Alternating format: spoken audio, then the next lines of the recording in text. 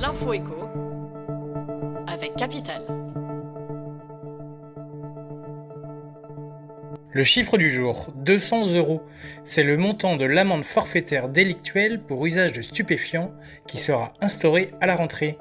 En déplacement à Nice, le Premier ministre Jean Castex a annoncé la généralisation du dispositif qui était jusque-là mené dans certaines villes de France. Son montant pourra être minoré à 150 € si l'amende est réglée sous 15 jours.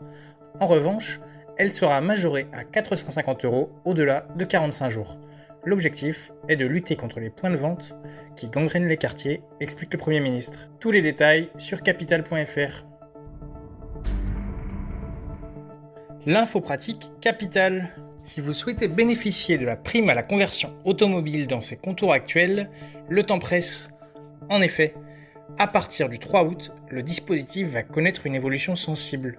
Jusque-là, la prime était exceptionnellement élevée dans le cadre du plan de relance du secteur automobile, mais ne seront désormais plus concernés que les véhicules classés critère 3 ou plus anciens. Le barème évolue aussi, mais restera particulièrement avantageux pour les ménages modestes. Pour connaître le montant des primes selon le type de véhicule que vous souhaitez acquérir, rendez-vous sur capital.fr. Le coup de gueule du jour pourrait être poussé par des étudiants en médecine de Saint-Étienne. 70 d'entre eux vont devoir rembourser la prime Covid qu'ils ont touchée à la fin du mois de juin. En effet, le décret fixant les conditions à remplir, publié le 13 juin, détermine un cadre très précis.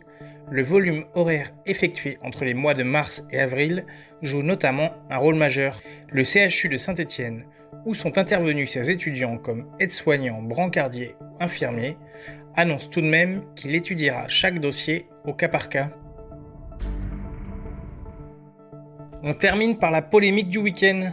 Vendredi 24 juillet, le parc du Puy du Fou a organisé sa première ciné-scénie de l'été. Malgré sa réouverture le 11 juin, le parc créé par Philippe de Villiers n'avait pas encore organisé son grand spectacle nocturne. Or, pour le retour, 12 000 personnes étaient présentes dans les tribunes. Un total bien supérieur à ce qui est autorisé actuellement en France.